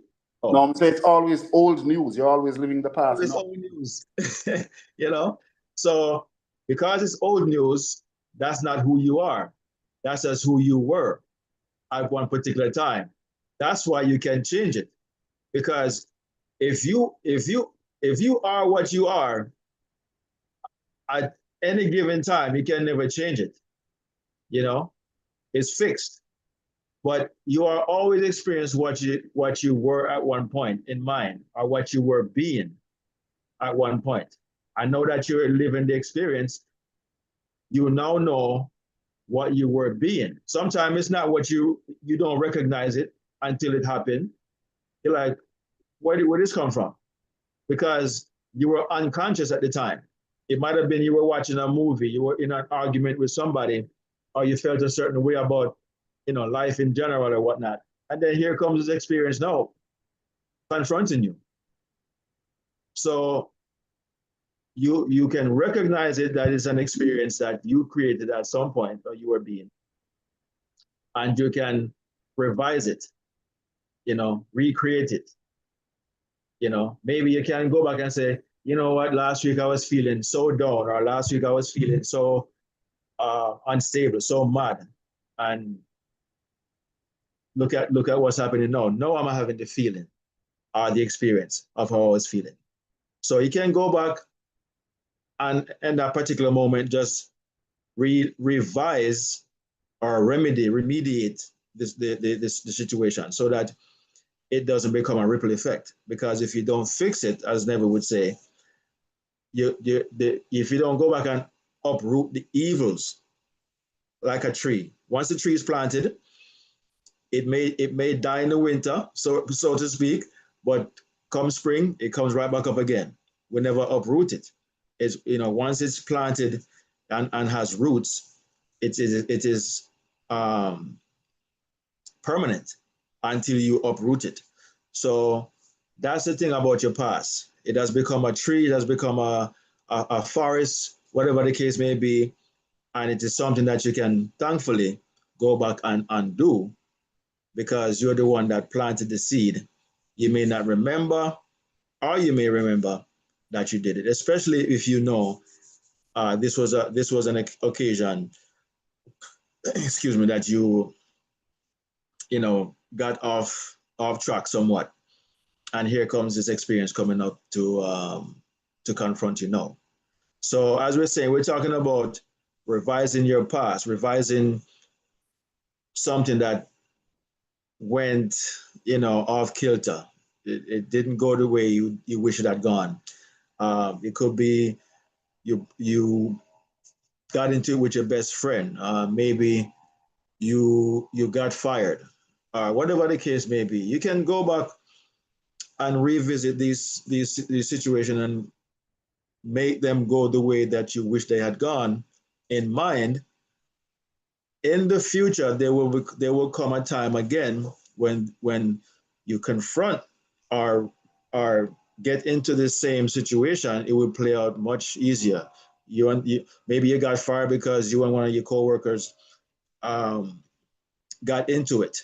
It might have been somebody who you just never liked, never got along with the person for whatever reason, or you felt like they don't like you. And then one day as you feel, so shall you get. You and this person get into a big argument, maybe it turn into a fight, and boom, you got fired, right? Well, if you go back and revisit it, it's not easy, but you go back and revisit it and see the person as someone that you get along with or got along with, or just see yourself getting along with everybody, just having a grand time and so on and so forth. On your next job, you're not going to confront anyone like that because you had gone back and fixed. I never call that forgiveness. You're forgiving your past. You're forgiving your sins. Sin is to miss the mark. So you missed the mark the first time or the last time. When you go back and you revise it, you have just forgiven yourself or forgiven your sins. So when you're remedying or revisiting or undoing the past transgressions, that is you forgiving yourself or forgiving your sins. No God is going to come and forgive you of your sins. Only you can forgive your own sins. Nobody can forgive you but you. You understand? And then you can, so forgive means to go back and fix, undo, take away the negative and put and insert the positive, what you wish had happened, and then you just wait for the time to come. When the time comes again and you encounter another job or the boss or your co-workers, you're going to find that you get along with everybody because you're not expecting that to happen again. You have gone back and fixed it.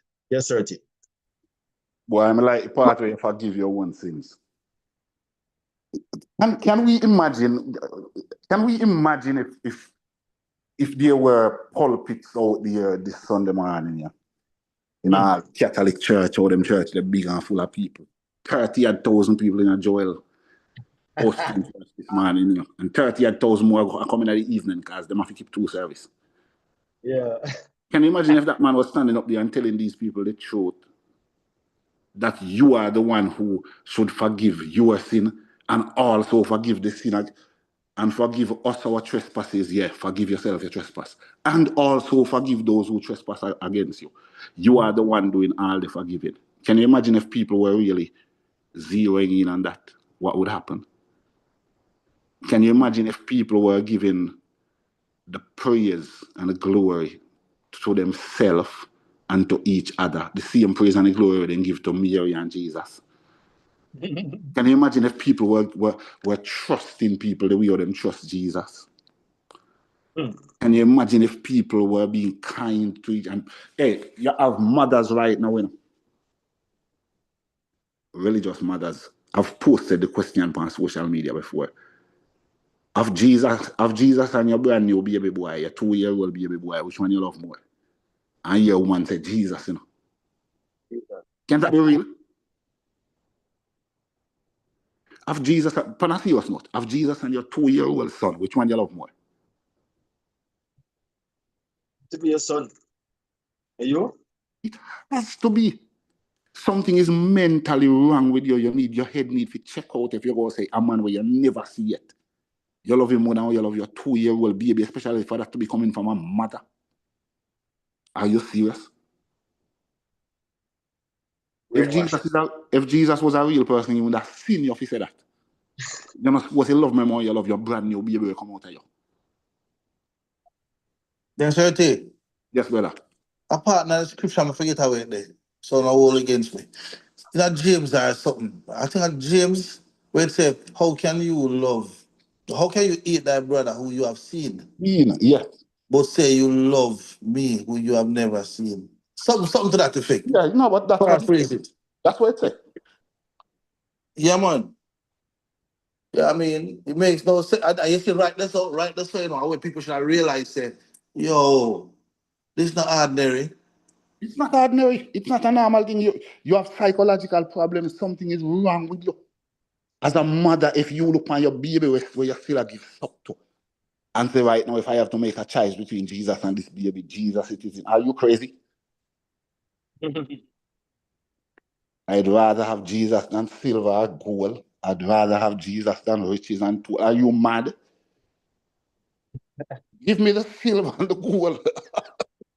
You know, people have this, and this is what, and I talk to some friends, and I'm trying to help them in terms of them thought process. People are still with the mindset that they want to live in this one, they want to look to this wonderland that is expected.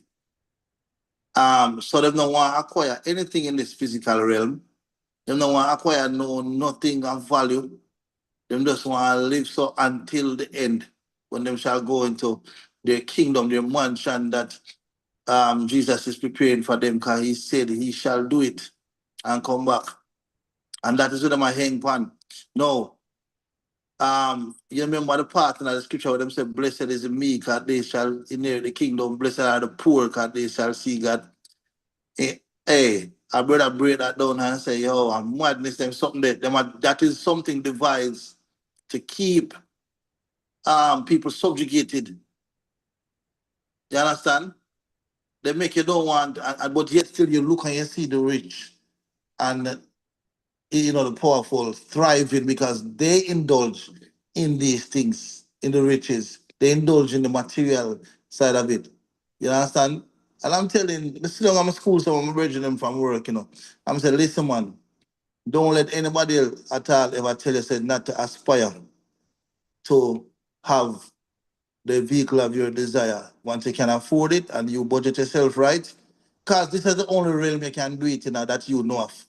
Enjoy it and enjoy the house where you desire. Someone wear a nice chain and a nice ring and what it is. All them something in the Bible, Me say, all them something in the Bible.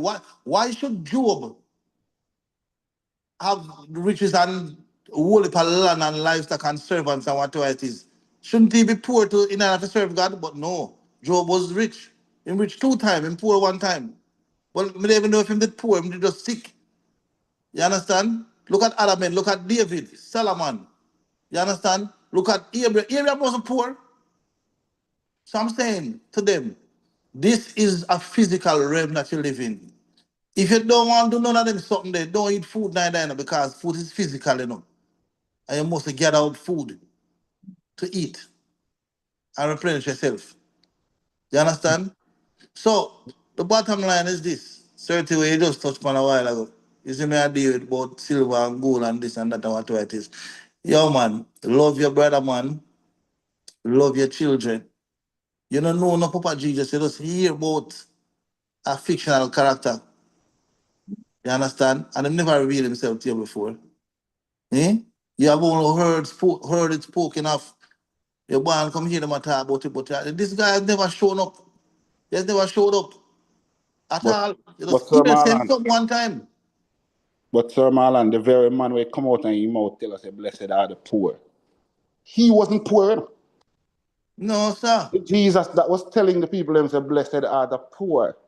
He wasn't poor. People have said, no, he wasn't poor. Jesus had a treasurer, and the treasurer was a thief. That means that there was something there to be stolen. But he wasn't poor. Exactly. Nah, I ain't run for pennies. Poor man now treasurer. He had a treasurer, and the treasurer was a thief. So, now that the Bible describe the virgin as Judas Iscariot. So he was him get the money bag and him a thief out money out of it, and the boss not even know say him a thief money out. So the boss was good. So this same man that is telling us that blessed is the poor, him not poor. Is your man dealing? You see, psychologically, what those things, you see, and that's the thing what we teach here. Is your man the psychological, looking at things from a psychological standpoint and not literally, because if you take it literally, it is utter nonsense, utter rubbish. Is your man and they keep people subjugated. You understand? Keep you docile and things say, oh, I don't want this and I don't want that and whatever. You never enjoy this realm where your band comes. This is the now. This is the present where you know. You understand? And you don't want none of that. You want wait until you shall live in glory. You don't know where glory there and when glory will come. But you can create glory for yourself here. Bottom line. The scripture did say, let it be on earth as it is in heaven. So there's no more to say. I did. Right. Same prayer tell you that let it be on earth as it is in heaven. So you're bringing heaven to earth, not earth to heaven. There's no place to go.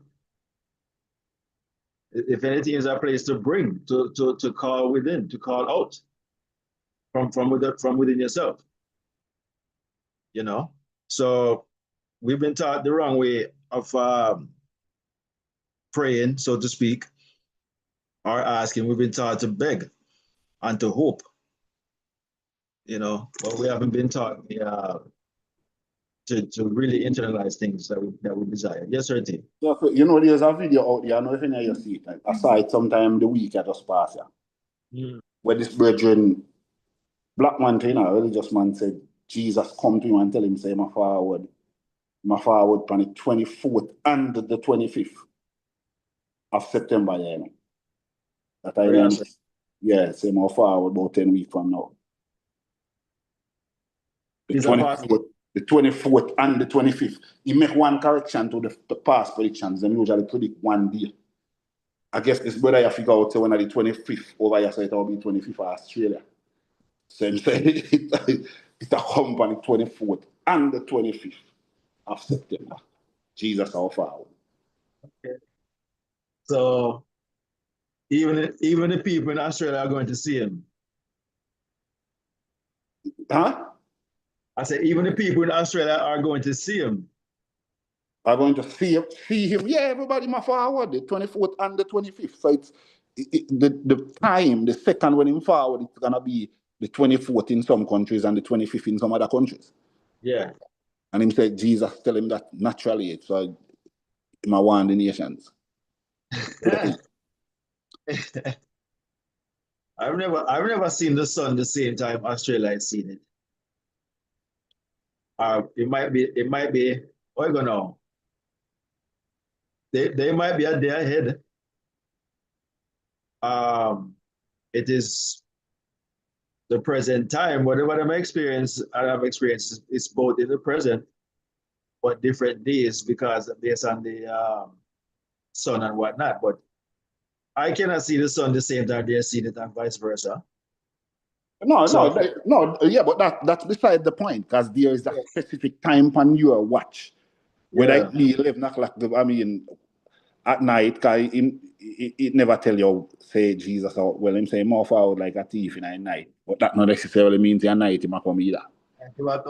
No, because the thief in the night can come in a day, you know. Oh, him forward. It's the way how him come is being described as like a thief in the night. It never necessarily say it's gonna happen at night. Yeah. So I mean, I mean like a James speech type of way.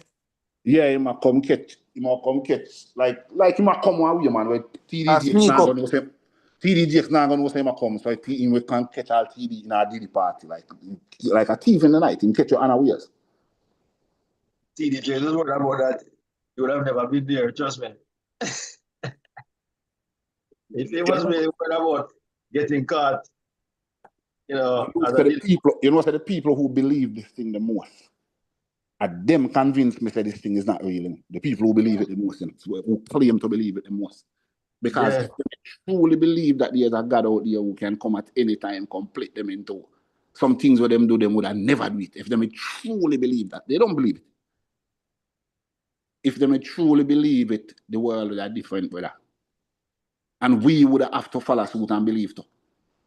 If they may truly believe it, but they don't. If you look upon them life, they don't live as though there is a God. They don't live as though there is a God who can come at any time. If there's a God who can come at any time, why does Kenneth Hagin or whatever that preacher out of Texas, then or Creflo Dollar, Joel Osteen, why are they still banking more money on top of them billions if they know that God can come at any time? They should stop taking money by this point because they should start spreading the money out for further the gospel, for further the message. But they are banking up their money like anybody else when I believe in a God. They're buying up all types of cryptocurrency and Bitcoin. Yeah, them believe that them believe in their money for save them. That God want them for rich, man. No, but I know that God say blessed are the poor. Come on, stop confuse me. You know mean them? I'm gonna tell you so that I go for them. So we've taken this sporting as a place of righteousness and as God's people. Because I've heard people say, you know, God people are poor people. Imagine that. If you're not poor, you're not God's people, and you won't make it to heaven. You take scriptures like what they've said, it's easier for a rich man to go to. It's easier for a camel to go to the eye of a needle than a rich man to go to heaven. You know, we take all these things literal. And that statement alone, and also money is the root of all evil. another misquote of scripture. And though people use those two scriptures, you know, I have a needle and money is the root of all evil. And this side say, and interpret it as, well, that means that we shouldn't worry about riches or worry about money. We should only be poor and never aspire to be rich. Yes, sir, Clifford. So it's the love of money is the root of all evil. When you're willing to sacrifice another human being in the pursuit of money, that's what makes somebody evil. And then oh, go ahead. They did not teach it like that. We grew up here, and the money is the root of all evil. That's what we grew up here. Yeah. Because the people that are in charge want us to stay poor. Yeah, I'm not even going to make an excuse for that, Circus, because the Bible said, just like what Clifford is saying, the Bible said the love of money is the root of all evil. I know we grew up here and people say money is the root of all evil, but still it is incumbent on you to go find out what the Bible says. The Bible says the love of money is the root of all evil. I still don't agree with that either, you know. But I'm just going to give the Bible its just due. It said the love of money is the root of all evil. But my experience not show me that. My experience show me that the lack of money is the root of all evil. Yeah, I've seen people do more evil because they lack money than I've seen people do evil because they love money. You're not looking at bankers. Huh? I said you're not looking at bankers or insurance people or those other people that make a lot of money and they do a lot of evil things, in my humble opinion. Yeah, but that's the root of some evil. But I'm talking about the root of all evil. The root of all evil is the lack of, for example, the decent girl who her parents raised her decent, but now she finds herself at 24 years old and she have 3 children and her husband leave her and not supporting the children. So she end up go dance on a pool and start prostitute herself. Is she doing that because she love money or she's doing that because she lack money? She's doing it because she lack money. And even the rich banker who is robbing it, it's not because he love money. It's because he lack money same way. No matter how much he has a total in his mind when he feels that the amount he want, and he lacks that amount. So that's why he's still robbing. So it still comes down to the lack of money is the root of all evil. Whether it be small evil or big evil, because the man lack money, why him do it? It's because the man lack money. Even the man who is not support him children. For the most part, I not because he love money, why him not do it. Because he lack money, most of them have it and give them. Yeah. It's a lack of money. That's what life has shown me. It hasn't shown me that the love of money is the root. Because I mean, I've not done no whole heap of evil because I love money. I've done a whole heap of things because I lack money. Yeah, I've done that in my life. I've done a lot of things that because I lack money, I do them things. I go against the rule of the law. I go against all kind of things. As a police officer, you find yourself hustle money in a ways where you know you're not supposed to do that, but you have to do it. It's a lack of money and a love, you love money. That's true. Sir Marlon, what you say? Listen, man, 100% agree with where Sir T just said and what you guys have said. You understand? The Bible says one thing, you know. But what is your experience? What is your experience? You love money, why you try at any means necessary to get it, lack it. If you don't have it, you know. You understand? You go by any means necessary to get it. And that's the bottom line. Well, Bunty say, anytime we hungry again, them are go sin.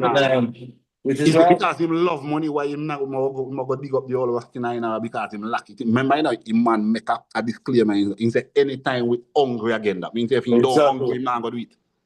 Exactly. That's the bottom line. Never say I'm greedy. You never say anytime I'm greedy again. You say Anytime we greedy again, you're going to see me nice. No, I didn't say that surface. I didn't say that. But you're right. It's luck doesn't luck, you know, creates it's like you say a hungry man is an angry man, you know? And same with money. I propose that when you lack it, your mind goes in so many different avenues of how to get it. And you know, some people take the easier way, you know, which is taking our, you know, some manner of evil and stuff like that. Because in doing it another way, you have to be very creative, and people have time for that. So it does create, you know, a negative vibration when you're lacking.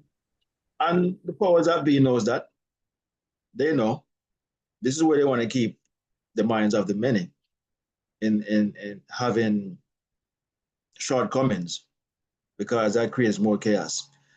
You always feel good when all is good, and you feel down when all is down, you know? So, you know, we respond to the physical or the experiences, which then influences our mind to create more of what we're experiencing. And luckily for us, knowing who we are, we can bypass that and go into ourselves and imagine and change, revise, as we're talking about today. Revise how we were grown up, how we were brought up,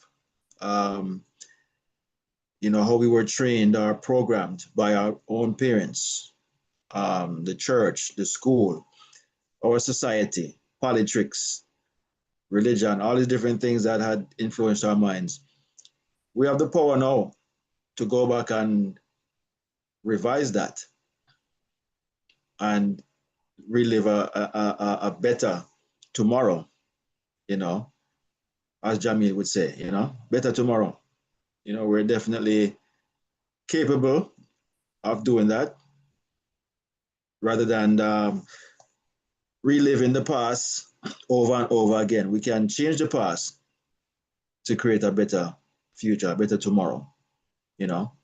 And that was the purpose of today's lesson. You know, the art of revision, the art of changing the past into the wish fulfilled. Remember, wish again means what I saw happened, past tense. You know, what I saw, or you can say, as we had a topic the other day saying that it is what I say it is. It is what I say it is. So when you go back to revise, you're saying no, right now, presently, as you're revising, what you say it is, not what it is in the past or was in the past, but what it is now, presently, in your own mind, revising that past and making it a present reality in your own mind. And then going forward, it will come to visit you, but with a different and new experience, the one that you had desired it to be in the first place, or wish it was in the first place. So that is the purpose of our topic for today, you know, revision. Sir T, any last words before we close out and run out? Yes, sir.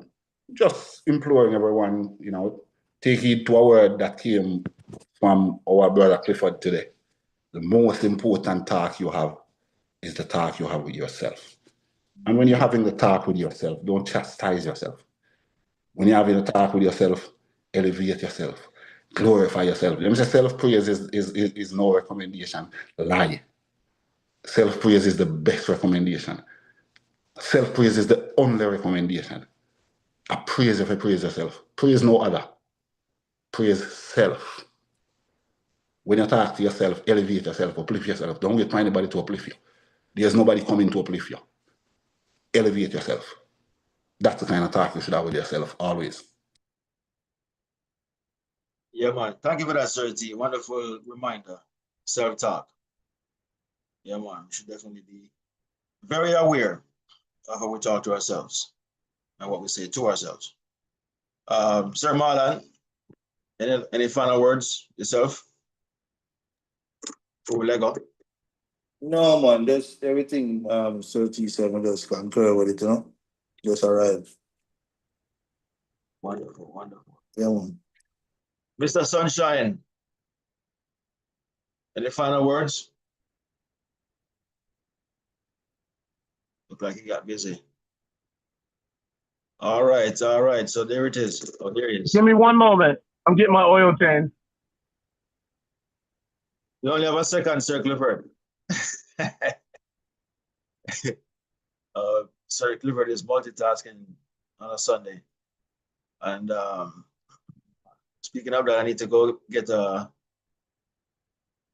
oil change myself one of these days. But yeah, just next week is what, the 20th? Yeah, so we'll be back here again, guys, on the 20th with another amazing topic or lesson. I really love today's topic. I'll post some of the videos that touch or talks about this topic in detail. All never based, but from different students of his that, speak on this matter of revision. It's not something that we were taught in church or by religion. As far as I'm concerned, they don't believe any of this that we're talking about. To them, it's nonsense. It's blasphemy. It's impossible. But I'm here to tell you guys, it is not. It is who we are because we are consciousness. We're not fixed to any one thing or any idea. Consciousness is nothing in particular, but is everything at the same time. So what I'm saying there is we're not fixed to be just this one thing. Consciousness is anything it desires to be, So we're not any one particular thing. All things come from nothing. All forms come from no form, So that's the greatest asset or aspect of consciousness is it's not fixed to just one particular thing. Thereby, we're able to see in the future and create it. There's a saying, the best way to create the future is to, basically imagine it,